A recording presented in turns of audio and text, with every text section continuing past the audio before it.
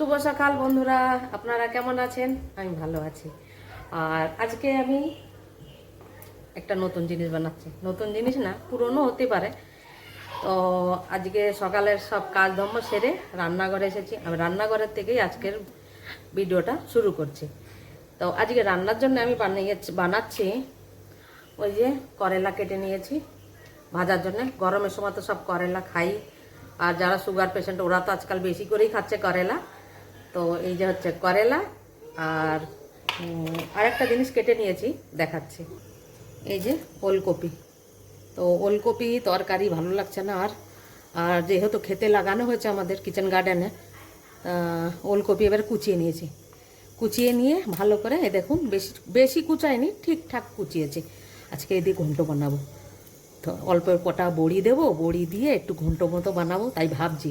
তো ঘন্টও তো দারুণ টেস্ট লাগে না, তাই তাই এটা কুচিয়েছি। ঘরে কেউ জানে না এখনো পর্যন্ত, তাই এটা বানাবো ঘন্ট। তো এই যে ওলকপি আমি বানাচ্ছি। প্রথমে বড়ি আছে না, নিচের দিকে বড়িগুলো গুঁড়ো হয়ে যায়, সেই গুঁড়ো বড়িগুলো ভাজা করে আমি এই ঘন্টর মধ্যে দেব। সেই জন্য বড়িগুলো ভালো করে ভাজা করে উঠিয়ে নিচ্ছি। তো আস্ত বড়ি ভেঙেও গুঁড়ো করতে হবে আমাকে। আর কে কে আপনারা ওলকপির ঘন্ট খেয়েছেন বড়ি দিয়ে, আর কীরকম লেগেছে আমাকে অবশ্যই জানাবেন, আমার জানতে বড় ইচ্ছা করে। আর এই দেখুন আমি এইভাবে বানাচ্ছি। তো আমাদের যেরকম ভালো লাগে আমরা খেয়ে থাকি, ওইভাবেই আমি বানাচ্ছি। তো এখন গরম পড়েছে, গরমের সময় আমার বড় মেয়েও এসেছে, নাতি নাতনি সবই আছে। তা ওদের জন্যও একটা নতুন ধরনের কোনো সবজি হয়ে যাবে। তো তো আমি এইভাবেই এই যে ভাজা করে নিচ্ছি। এবারে ভালো করে ভাজা করতে করতেই এই কপিগুলো না ভালো গলে যায়।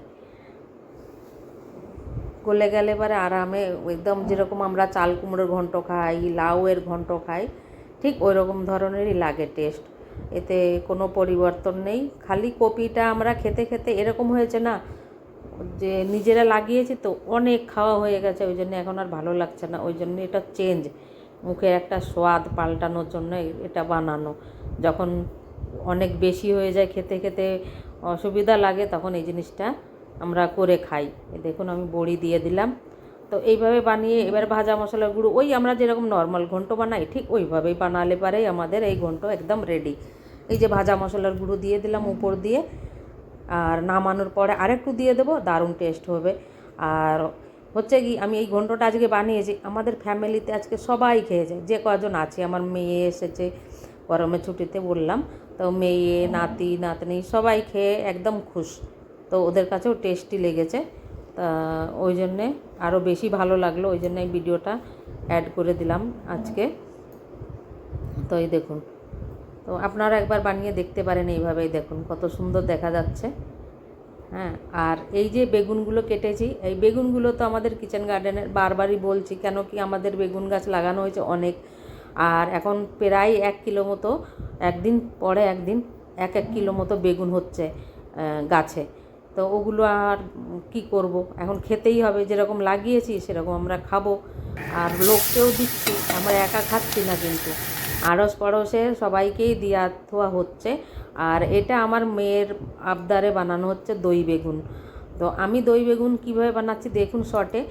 আর আপনাদের যদি পছন্দ হয় তো আপনারা বানাতে পারেন এইভাবে। আর আপনারা কিভাবে বানান দই বেগুনটা আমাকেও বলতে পারে, রেসিপি বলতে পারেন। আর আমি তো এইভাবেই বানাই, আর আমাদের পরিবারের সবাই ভালোই খায়। তো দারুণ টেস্ট হয় এইভাবে দই বেগুন বানালে পারে। একটুও জল দিই না আমি, জলের জায়গায় খালি দইটাই ইউজ করি। আপনারা একবার বানিয়ে দেখতে পারেন যদি ভালো লাগে। তো তো আপনাদের কাছে অনুরোধ হলো একটা লাইক শেয়ার আর সাবস্ক্রাইব অবশ্যই করবেন ভালো লাগলে পারে। তো এই দেখুন দই বেগুন রুটি পরোটা ভাত যা দিয়ে খাবেন একদম টেস্টি और मज़ेदार, सुपर टेस्टी হয়।